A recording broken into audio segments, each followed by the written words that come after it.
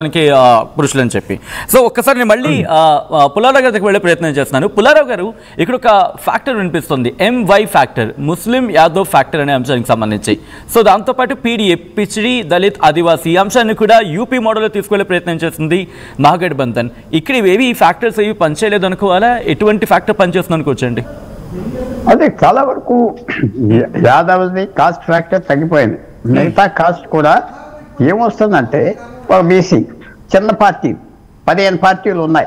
ఒక్కొక్క కులానికి ఒక్కొక్క చక్కటి పార్టీ పెట్టుకున్నారు. ఇళ్ళు పిలుస్తారు. 1% ఓట్లు 60% ఓట్లు పడతాయి, చాలు. ఒక 20 నియోజకవర్గాల్లో ఇంపాక్ట్ వస్తుంది.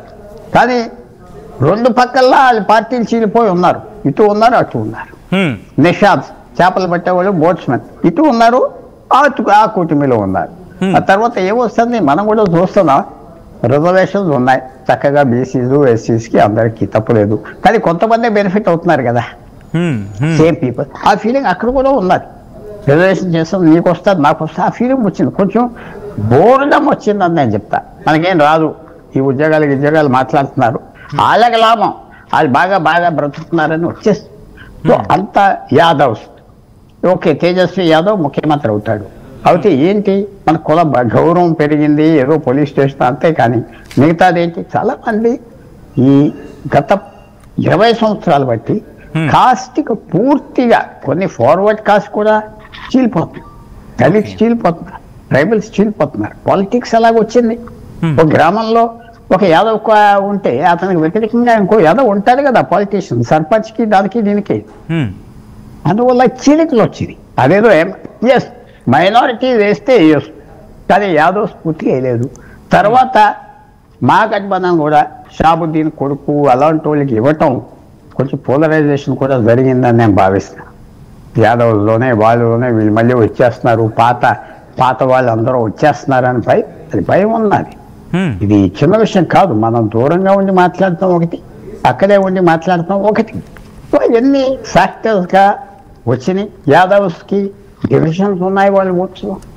యాదవ్స్ని ఇప్పుడు బీజేపీ, నితీష్ కుమార్ ఇద్దరు యాదవ్ క్యాండిడేట్స్ ఉన్నారు. మొత్తానికి 243 ఎమ్మెల్యేలు ఉన్నారు. దాంట్లో మీరు ఎస్టీలు తీసుకుంటే 40 ఉండొచ్చు, 40-50.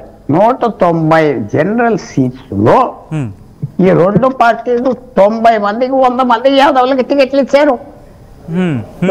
రెండు ఫ్రంట్స్.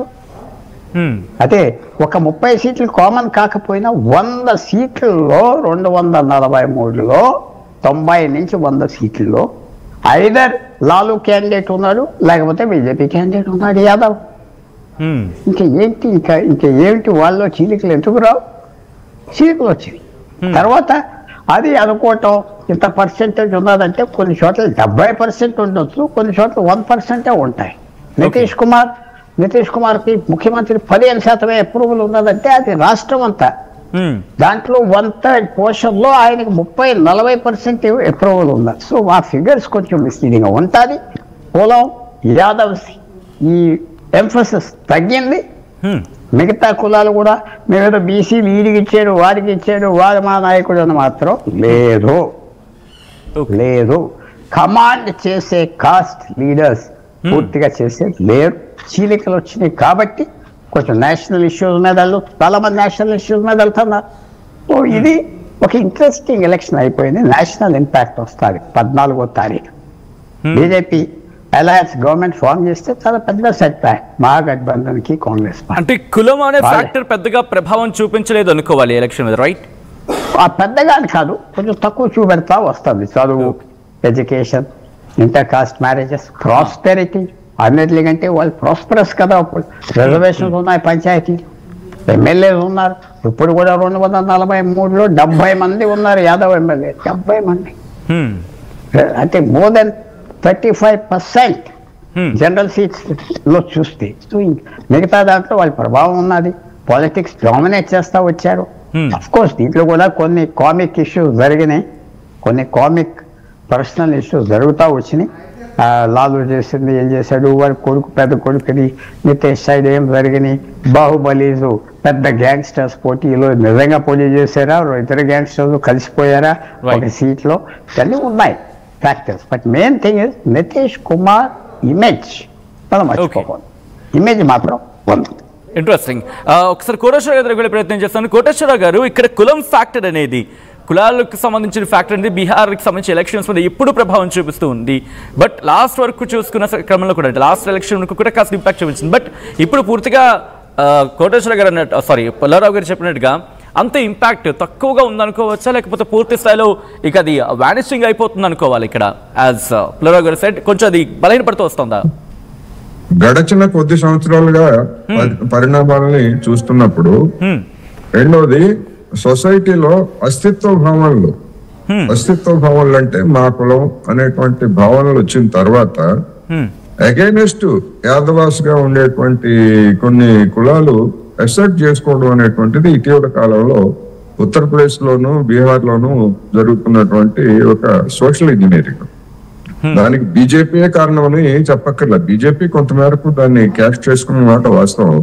కానీ ఆ కులాలకు చెందినటువంటి వాళ్ళు కూడా ఏమిటి డామినేషన్, వీడి డామినేషన్ ఏమిటి అనేటువంటి దాంతో పాటు రెండోది ప్రయోజనాలు. ఇప్పుడు పుల్లారావు గారు చెప్పినట్టు యాదవులంతా మొత్తం కట్టకట్టుకొని ఒకే పార్టీకి ఎక్కడా లేరు. ఉత్తరప్రదేశ్ లోనూ లేరు, బీహార్ లోనూ లేరు, ఎక్కడా లేరు. ఉదాహరణకు మన తెలుగు 2 రాష్ట్రాల్లో కొన్ని సామాజిక తరగతుల గురించి మొత్తం వీళ్ళ పట్టులో ఉందని చెప్పేసి చెప్తారు. మరి అట్లా లేదు కదా. పరిణామాలు గడిచినటువంటి 20 సంవత్సరాల్లో అటు తెలంగాణలోను ఇటు ఆంధ్రప్రదేశ్ లోను జరిగినటువంటి పరిణామాలు చూసినప్పుడు అదర్ క్యాస్ట్ అనేటువంటివి డామినెంట్ గా వస్తున్నాయి. ఎందుకని? ఒకటి నియో రిచ్, ఆ క్యాస్ట్ లో నియో రిచ్ రావడం అనేటువంటిది ఒకటి. రెండవది చదువు సంఖ్యలు కూడా పెరిగిన తర్వాత సహజంగానే ఆ విధమైనటువంటి పరిణామం జరుగుతుంది. బీహార్ దానికి దూరంగా ఉండలేదు. అందుకని బీహార్ లో కుల ఆధిపత్యం ఇప్పటికీ ఉన్నప్పటికీ గతంతో పోలిస్తే అది చాలా డైల్యూట్ అయింది. రాబోయే రోజుల్లో ఇంకా డైల్యూట్ అవుతుంది. అది ఒక బీహార్ కి పార్టీలకి ఆ ప్రాతిపదికన పనిచేసేటువంటి పార్టీలకి నష్టం కలిగి ఉండొచ్చు. కానీ బీహార్ లో ప్రజాస్వామిక శక్తులకు మాత్రం అటువంటి పరిణామం రావాలని కోరుకుంటున్నారు. కుల పరిధి నుంచి, మత పరిధి నుంచి ఓటర్లు బయటికి వచ్చినప్పుడే అది సరైనటువంటి ప్రజాస్వామ్యం అవుతుంది, రావాలి. అయితే తాత్కాలికంగా మరి మహాగఠబంధన్కో లేకపోతే నితీష్ కుమార్ కో నష్టమా అంటే పోనివ్వండి, నష్టపోనివ్వండి, ఏం కొంపలే మునిగిపోలేదు. ఒకసారి ఒక ఎన్నికల్లో నష్టపోతే రెండో ఎన్నికల్లో మళ్ళా గుణపడ్డాలు తీసుకుంటారు. అందుకని ఈ ఎన్నికల్లో దీని పరిణామాలు పర్యవసానాల గురించి అంటే మనం పూర్తి ఫలితాలు రాకముందే దాని గురించి మనం చెప్పుకుంటున్నాం. కానీ ఏమైనప్పటికీ ఇప్పుడు ఉదాహరణకి రాబోయేటువంటి ఎన్నికలు ఏవి? తమిళనాడు, కేరళ, పశ్చిమ బెంగాల్ ప్రధానమైనటువంటి